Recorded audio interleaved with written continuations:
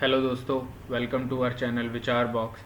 और आज हम पढ़ने वाले हैं बहुत इंपॉर्टेंट टॉपिक, बैलेंस शीट को कैसे पढ़ना है। तो कोई भी कंपनी है, आप उसमें इन्वेस्ट करना चाहते हैं, किसी कंपनी के बारे में जानना चाहते हैं, तो सबसे बेस्ट टूल है हम उनका बैलेंस शीट को पढ़ते हैं, जिससे हमें उनकी परफॉर्मेंस, ईयर वाइज उनका ग्रोथ और सब चीज़ें, उनके एसेट्स क्या हैं, लायबिलिटीज़ क्या हैं, क्या देनदारियां हैं और वो कैसे वर्क कर रहे हैं, हमें उससे सब कुछ पता लगता है। तो चलिए समझते हैं आज का टॉपिक। तो स्टूडेंट्स, बैलेंस शीट को समझने के लिए उसके कंपोनेंट्स को समझना जरूरी है। तो बैलेंस शीट है वो दो कंपोनेंट्स में डिवाइडेड है। एक साइड होता है एसेट्स और दूसरी साइड है लायबिलिटीज प्लस इक्विटी। एक साइड है एसेट, एक साइड है लायबिलिटी प्लस इक्विटी। इसको हम एक प्रॉपर समझने के लिए मैंने रिलायंस इंडस्ट्री की बैलेंस शीट को डाउनलोड किया है। आप स्क्रीन पे देखिए, मैंने रिलायंस इंडस्ट्री की एनुअल रिपोर्ट को डाउनलोड किया। इसमें हम 31 मार्च 2024 की बैलेंस शीट को पढ़ेंगे, ठीक है, उसको समझेंगे। और ये 31 मार्च 24 को ही क्यों आती है? जो इंडिया का फाइनेंशियल ईयर है, जो कंपनीज यहाँ पे फाइनेंशियल ईयर फॉलो करती हैं, वो है 1 अप्रैल टू 31 मार्च, ठीक है। यूएस में जो कंपनीज हैं वो कैलेंडर ईयर को फॉलो करती हैं, जो होता है 1 जनवरी टू 31 दिसंबर। लेकिन हम इंडिया में 1 अप्रैल से 31 मार्च की बुक्स को बनाते हैं, उन्हें शो किया जाता है। तो जो रिलायंस है उसका मैंने ये एनुअल रिपोर्ट को डाउनलोड किया है और इसमें 31 मार्च 2024 की बैलेंस शीट को हम देखते हैं। यहाँ पे आप देख सकते हैं ये बैलेंस शीट एज एट 31 मार्च 2024। इसमें दो साइड रहेंगी इसकी, एसेट साइड है एक साइड सारी और दूसरी साइड है इक्विटीज़ एंड लाइबिलिटीज़। यहाँ पे हम एक एक टर्म को समझेंगे भी इनका क्या मतलब है। तो ये एसेट साइड है, यहाँ पे non current asset, property, plant, इन सबको हम एक एक टर्म को अच्छे से समझते हैं। चलिए, हमने ये तो देखा जो बैलेंस शीट है वो दो भाग में डिवाइडेड है, एसेट्स एंड लाइबिलिटीज। यहाँ पे आ गया लाइबिलिटीज प्लस इक्विटी, ठीक है। अब एसेट्स क्या हैं? जो कंपनी के पास हैं उसकी कुछ वैल्यू है, कंपनी उन्हें ओन करती है। लाइबिलिटीज क्या है? जो कंपनी किसी और को, जो थर्ड पार्टी को ओन करती है। और इक्विटी क्या है? ये जो कंपनी की देनदारी है, कंपनी ने पैसे देने हैं बट किसी थर्ड पार्टी को नहीं, अपने ऑनर्स को, ठीक है, अपने ऑनर्स को। अब कंपनी के ऑनर्स कौन है? कंपनी के ऑनर्स कौन हुए? जिनके पास कंपनी के शेयर्स हैं। जो भी बंदे के पास कंपनी का एक भी अगर शेयर है तो वो उसी एक शेयर का मालिक है, वो कंपनी का उस रिस्पेक्टिव शेयर का मालिक हुआ, वो कंपनी का भी मालिक हुआ उतने प्रपोर्शन का, ठीक है। अगर एक कंपनी के पास 100 शेयर्स हैं, उसने अपने 100 शेयर्स इशू करे हुए हैं और किसी बंदे के पास सिर्फ 20 शेयर है, तो वो कंपनी का 20% मालिक हुआ। क्लियर हुआ? जिसके पास 80 शेयर्स हैं वो कंपनी का 80% का मालिक हुआ। तो इसी तरह से कंपनी ने किसको पैसे देने हैं? कंपनी ने एक तो लायबिलिटीज, जो देनदारी हैं, जो थर्ड पार्टी के पैसे देने हैं, वो तो कंपनी ने देने ही है, बट कंपनी का खुद का तो कुछ भी नहीं है। कंपनी को शुरू में तो किसी ने पैसा दिया होगा ना। जो शुरू में पैसा दिया जाता है उसे बोलते हैं कैपिटल। जो शुरू में पैसा दिया जाता है उसे बोलते हैं कैपिटल। तो जो वो कैपिटल है वो कौन देता है? वो देते हैं ऑनर्स। तो जो कंपनी ओनर्स को पैसा देगी या जो ओनर्स ने कंपनी को पैसा दिया हुआ है, जो कंपनी की देनदारी है, उसे बोलते हैं कैपिटल, या यहाँ पे हम क्या बोलेंगे? Equity capital. क्लियर हुआ? चलो नेक्स्ट टर्म देखते हैं। नेक्स्ट यहाँ पे हम बात करते हैं एसेट साइड से। अब जो एसेट साइड है, यहाँ पे सबसे पहले तो एसेट क्या हुआ अभी हमने समझा। उसके बाद एसेट्स को किस में डिवाइड किया गया है? अगर हम देखें तो एसेट को डिवाइड किया हुआ है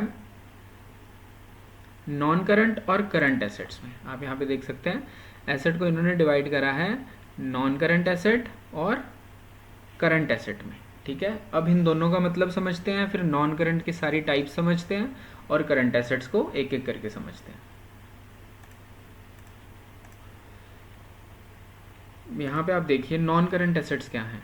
नॉन करंट एसेट, या जिनको हम लॉन्ग टर्म एसेट भी बोल देते हैं, these are assets that the company expect to hold for more than a year. मतलब ऐसी चीजें जो कंपनी के पास है या कंपनी उन्हें ओन करती है और कंपनी उन्हें 1 साल से ज्यादा तक ओन करेगी। जैसे कंपनी की बिल्डिंग, अब कंपनी हर साल तो अपनी बिल्डिंग नहीं बदलेगी। कंपनी का प्लांट, कंपनी के डिफरेंट मशीनरी, कंपनी के इक्विपमेंट्स, अब हर साल तो नहीं वो चेंज होंगे या हर साल उन्हें अपग्रेड नहीं किया जाएगा। तो ये ऐसी चीज़ें जो कंपनी के पास हैं और वो 1 साल से ज़्यादा तक चलेंगी, ठीक है, और ये जल्दी से कैश में कन्वर्ट नहीं होती है। अब अगर बिल्डिंग को वो बेचना चाहे तो एक दो दिन 4 दिन में बिल्डिंग नहीं बिकेगी, ठीक है। तो इन्हें नॉन करंट एसेट की ये डेफिनेशन है। अब उसमें जो पार्ट्स हैं हम उन्हें समझते हैं। पहला उसमें है property plant and equipment. Property plant and equipment का क्या मतलब हुआ? कंपनी की प्रॉपर्टी या उसका प्लांट या उसके इक्विपमेंट्स। प्रॉपर्टी में क्या हुआ? Land and building. प्लांट में उसकी फैक्ट्री की बिल्डिंग्स हो गई, मशीनरी हो गई, अदर इक्विपमेंट्स हो गए। और इक्विपमेंट में व्हीकल्स हैं जो कंप्यूटर्स, फर्नीचर, टूल्स, ये सब कुछ। क्लियर हुआ? नेक्स्ट देखिए, देन पॉइंट आता है एक इंटेंजिबल एसेट। यहाँ पे देखिए प्रॉपर्टी प्लांट इक्विपमेंट के बाद है इंटेंजिबल। अब प्रॉपर्टी प्लांट इक्विपमेंट यहाँ पे लिखा है 258911। इसका क्या मतलब है? भी कंपनी के पास 2,58,911 करोड़ का प्रॉपर्टी प्लांट और इक्विपमेंट है। ये मैं सिर्फ रिलायंस इंडस्ट्री की बात कर रहा हूँ, स्टैंड अलोन। दो तरह से बैलेंस शीट को देखा जाता है, stand alone and consolidated. Stand alone और कंसोलिडेटेड में क्या फ़र्क है? जैसे रिलायंस इंडस्ट्रीज़ है, रिलायंस इंडस्ट्रीज़ की डिफरेंट सब्सिडरी कंपनीज भी हैं। जैसे इसकी सब्सिडरी कंपनी जियो आ गई, या रिलायंस की एक रिलायंस रिटेल करके कंपनी है, रिलायंस रिटेल। तो ये इसकी सब्सिडरी कंपनी है। ये अगर इनको हम मर्ज कर देंगे सब कंपनीज को, तो जो उसकी बैलेंस शीट बनेगी वो कंसोलिडेटेड बनेगी। लेकिन हम यहाँ पे सिर्फ रिलायंस इंडस्ट्रीज की बात कर रहे हैं, स्टैंड अलोन, अकेली रिलायंस जो काम कर रही है उसकी बैलेंस शीट देख रहे हैं, ठीक है। तो जो नॉन करंट एसेट में पहला है प्रॉपर्टी प्लांट एंड इक्विपमेंट, ये सिर्फ रिलायंस का प्रॉपर्टी प्लांट इक्विपमेंट है। दैट मीन्स इसके पास 2,58,911 करोड़ का प्रॉपर्टी प्लांट और इक्विपमेंट है। देन आता है इंटेंजिबल एसेट। इंटेंजिबल एसेट का मतलब है तो ये कंपनी की एसेट ही, मतलब ये कंपनी की ऐसी चीज जिसकी कुछ वैल्यू है और कंपनी से ओन करती है। इंटेंजिबल जिसे तुम टच नहीं कर सकते, जिसे तुम टच नहीं कर सकते लेकिन वो एक वैल्यू है। फॉर एग्जाम्पल कंपनी की गुडविल। इसमें क्या होता है? गुडविल का मतलब जो कंपनी की एक इमेज बनी हुई है। अब कोई भी पर्सन है वो रिलायंस का नाम देख के कोई भी चीज पे वो कहेगा ठीक है ये रिलायंस की है, मैं इसे खरीदूंगा। क्यों? क्योंकि उसे कॉन्फिडेंस है रिलायंस के नाम पे। ये कॉन्फिडेंस कैसे आया? क्योंकि कंपनी की एक इमेज है भी हाँ ये अच्छा काम करती है, या उसकी एक गुडविल है कि ये अच्छा काम करती है। तो दैट इज इंटेंजिबल एसेट। और क्या चीज हो सकती है इंटेंजिबल एसेट? जैसे पेटेंट्स, कंपनी ने कुछ पेटेंट्स खरीदे हैं। जैसे कंपनी ने कोई सॉफ्टवेयर बनाया है, वो सॉफ्टवेयर की कोई तो वैल्यू है बट क्या आप उसे टच कर सकते हो? नहीं, लेकिन वो एक एसेट है। तो जो इंटेंजिबल एसेट है उसके अंदर ये सब चीजें आएंगी। तो इंटेंजिबल एसेट, कंपनी के पास 40,000 करोड़ का इंटेंजिबल एसेट है। मतलब कंपनी की 40,000 करोड़ में गुडविल भी है, उसकी जो सॉफ्टवेयर है उनकी वैल्यू भी है, उसके पेटेंट्स की वैल्यू भी है, उसके कॉपीराइट्स की वैल्यू भी है। डिफरेंट। देखिए नेक्स्ट है कैपिटल वर्क इन प्रोग्रेस। अब ये कैपिटल वर्क इन प्रोग्रेस क्या है वो देखते हैं।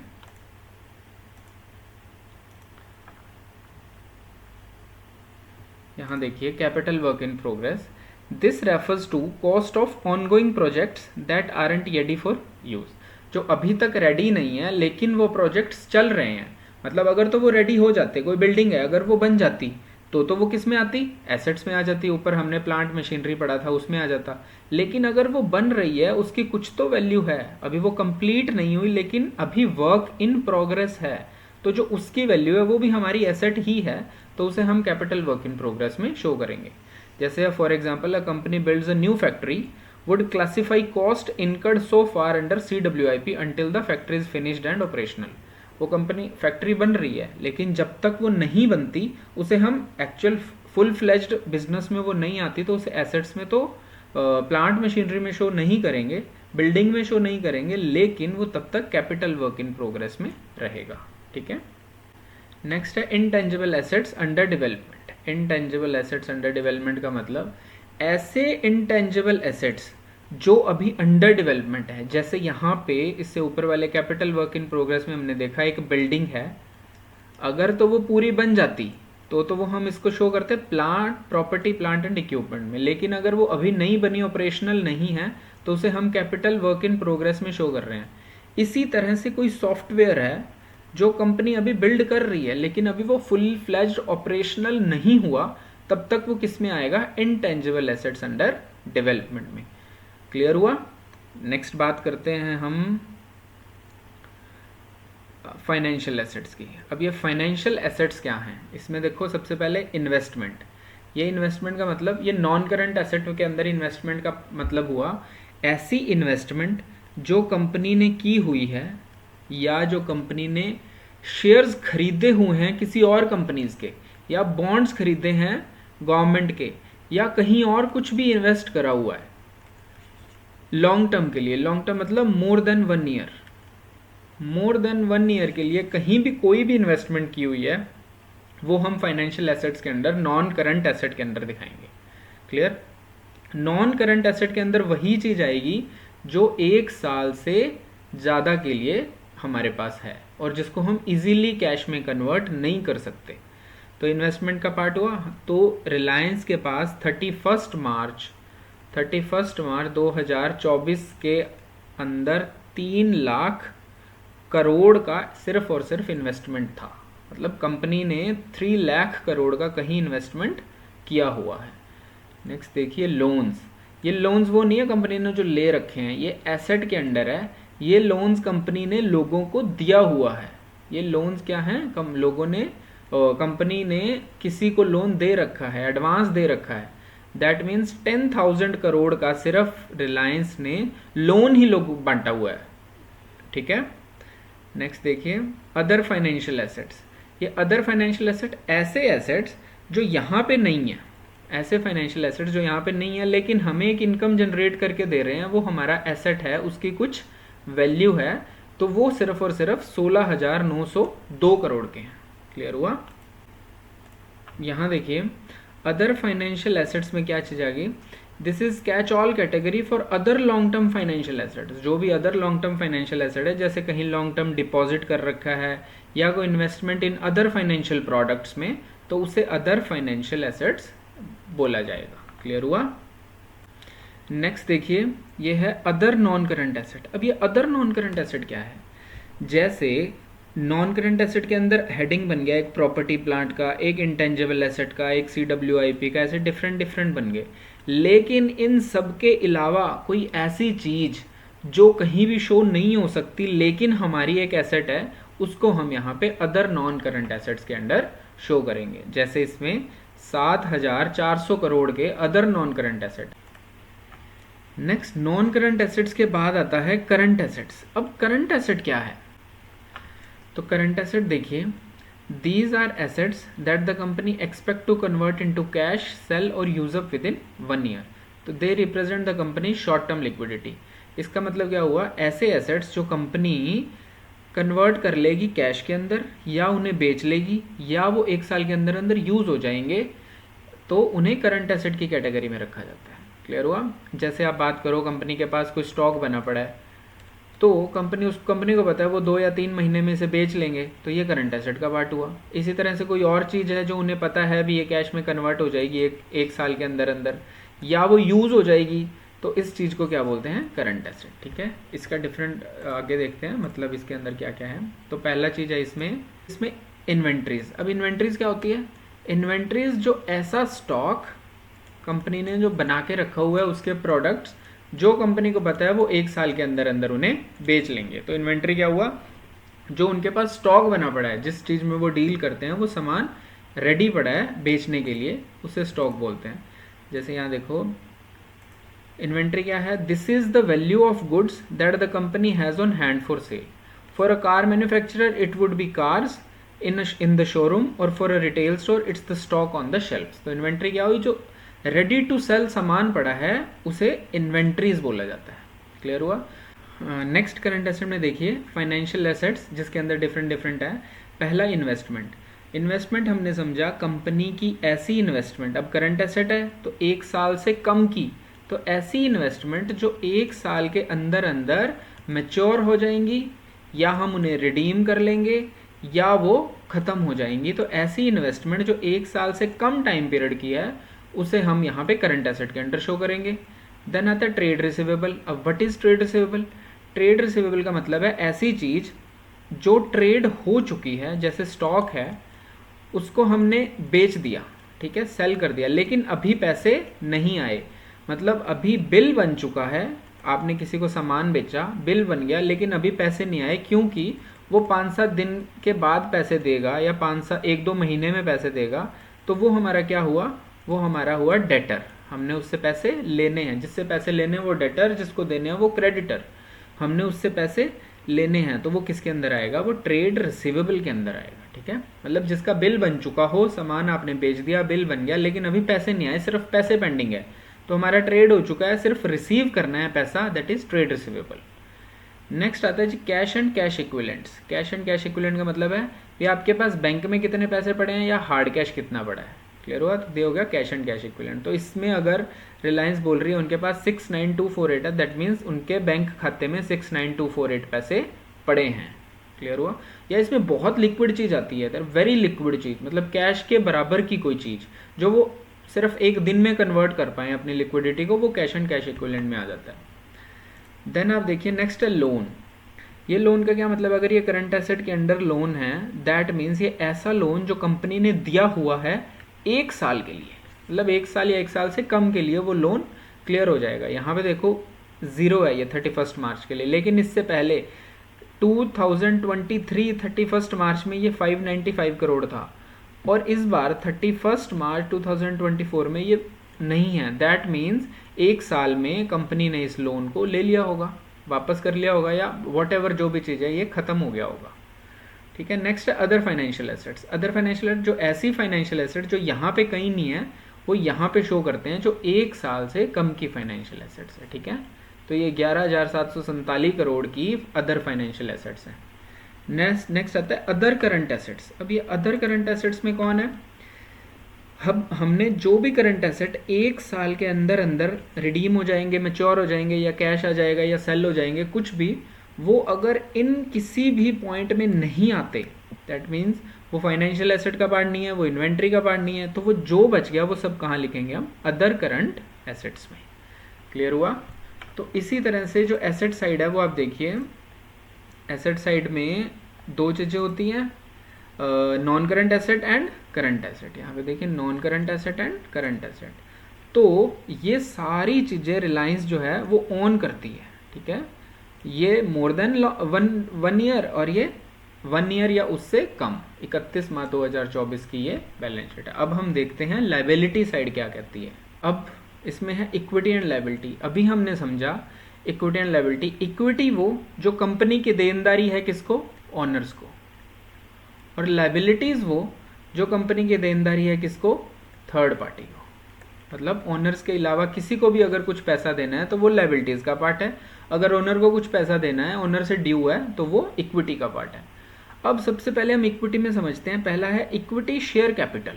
इसका क्या मतलब है इक्विटी शेयर कैपिटल का? दैट मीन्स ये ओनर्स का वो पैसा जो कंपनी ने शेयर्स बेच के उनसे कलेक्ट किया है।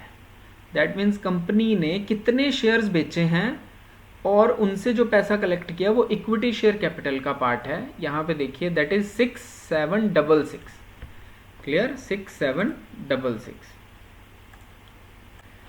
इक्विटी शेयर कैपिटल का पार्ट है, 6766 करोड़।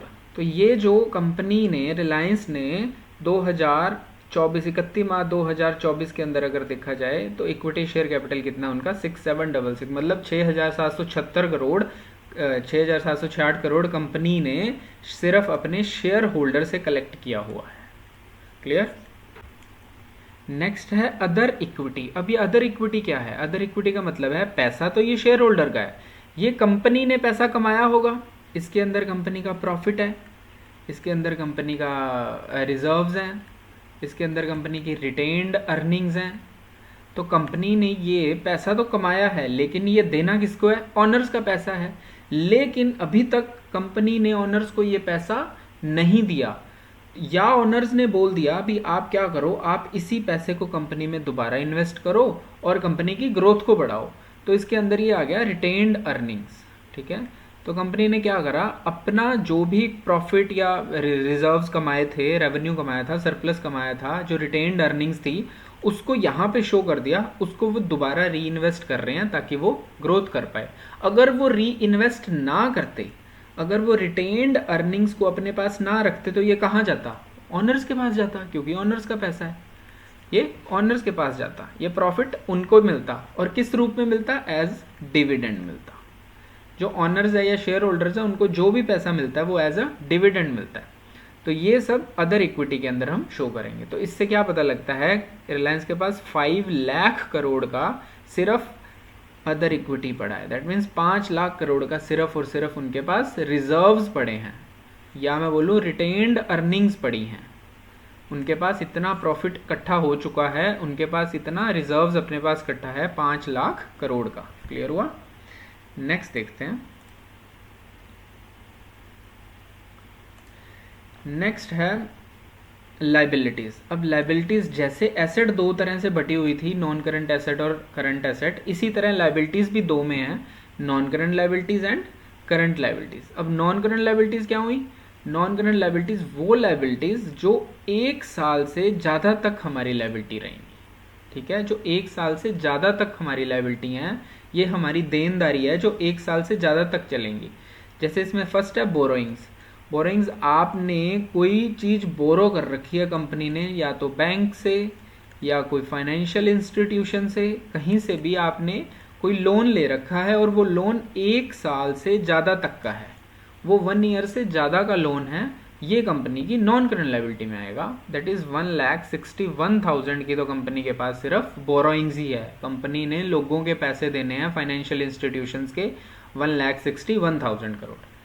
देन आता है लीज लायबिलिटी। अब ये लीज लायबिलिटी क्या है, ऐसी लायबिलिटीज़ जो कंपनी ने कोई चीज़ें लीज ले रखी हैं उनके पैसे देने हैं। जैसे रिलायंस के बहुत ऑफलाइन स्टोर्स हैं, अब ऑफलाइन स्टोर्स हैं जो, उनका रेंट तो देना पड़ेगा, उनका लीज जो लीज मनी है वो भी देनी पड़ेगी। तो इस तरह से ये उनकी लीज लायबिलिटी चलती रहती है, किसी की 1 साल, किसी की 5 साल, जिस तरह से उन्होंने लीज ले रखी है वो उनकी लायबिलिटीज़ पेंडिंग रहती हैं। तो ये है 2692 करोड़।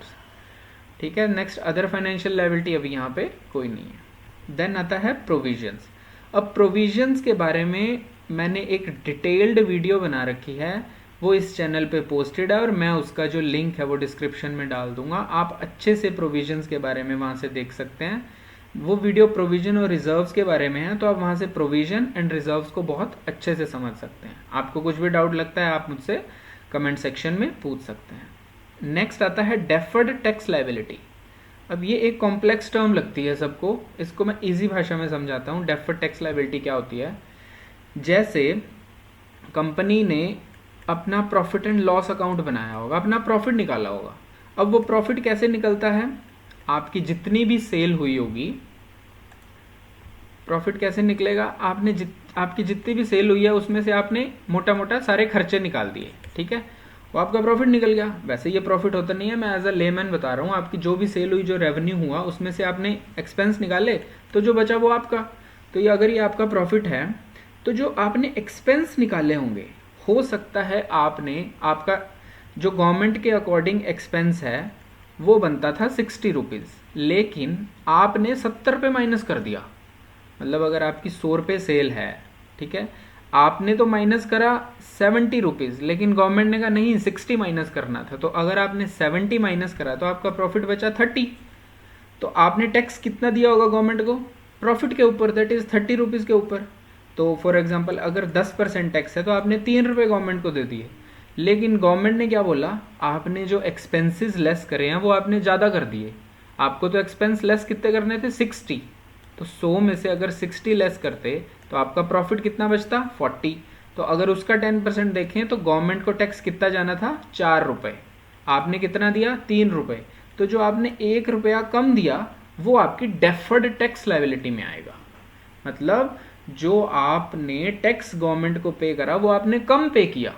गवर्नमेंट कह रही है नहीं मुझे ज़्यादा टैक्स पे करो क्योंकि आपका टैक्स ज़्यादा बनता है। तो जिस हिसाब से वो जो टैक्स लायबिलिटी है वो एक दिन में तो कैलकुलेट नहीं होगी, तो बट वो टैक्स बनता कितना, वो पिछले साल का टैक्स है या उससे पिछले साल का, तो वो उसी बैलेंस शीट में शो करेंगे।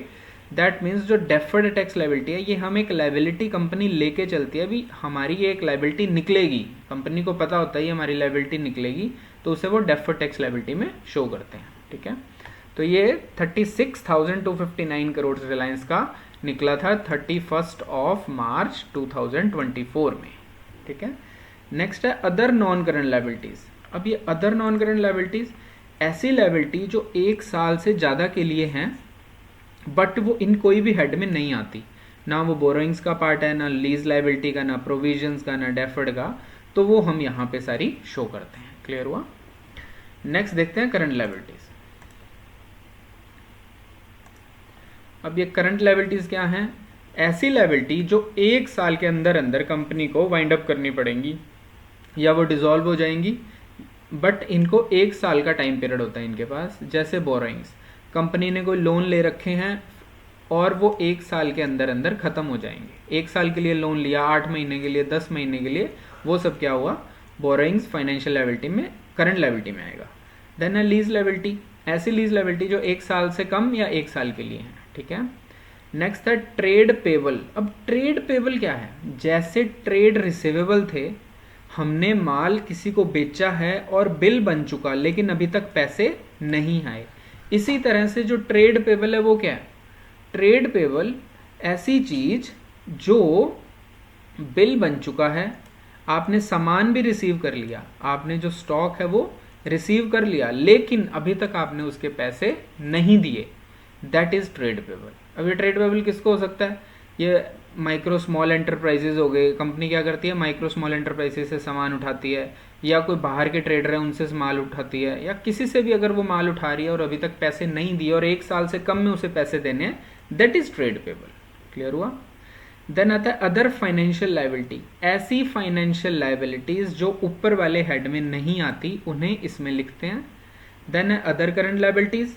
अदर करंट लायबिलिटी ऐसी लायबिलिटीज जो हमारी borrowings, lease, trade payable in सब का पार्ट नहीं है, लेकिन वो 1 साल के अंदर अंदर हमें पे करनी पड़ेगी, वो है अदर करंट लायबिलिटीज का पार्ट। क्लियर है? नेक्स्ट है प्रोविजन। प्रोविजन ऑलरेडी आप मेरे डिस्क्रिप्शन में लिंक है, उस वीडियो में आप देख सकते हैं क्या होता है प्रोविजन। तो दिस इज हो गया हमारी करंट लायबिलिटी। तो आप देख सकते हैं करंट लायबिलिटी के टोटल लायबिलिटी और इक्विटी का जो टोटल है वो ऑलवेज किससे मैच करेगा? टोटल एसेट से मैच करेगा। यहाँ देखिए ये हमारा मैच है एसेट और लायबिलिटी का। ठीक है स्टूडेंट्स, होप आपको एसेट्स और लायबिलिटीज़ का मतलब समझ आया होगा, आपको एक बैलेंस शीट को पढ़ना समझ में आया होगा, उनका क्या मीनिंग है। नेक्स्ट वीडियो में हम कवर करेंगे भी इन बैलेंस शीट की फिगर्स को पढ़ के हम कैसे कंक्लूड करें भी मुझे इस इंडस्ट्री में इन्वेस्ट करना चाहिए या नहीं, और ये इंडस्ट्री बहुत अच्छा परफॉर्म कर रही है या नहीं कर रही, ये हम नेक्स्ट वीडियो में देखेंगे। कुछ रेशोज होती हैं, उनसे हमें पता लगता है भी जो कंपनी है उसकी परफॉर्मेंस कैसी है। लेकिन ओवरऑल अगर आप 5 7 10 साल की बैलेंस शीट को भी कंपेयर करते हो तो उससे भी आपको एक रफ आइडिया मिल जाता है। होप आपको वीडियो समझ में आई होगी। कोई डाउट लगता है आप मुझसे कमेंट सेक्शन में पूछ सकते हैं। And like the video, subscribe the channel. Thank you.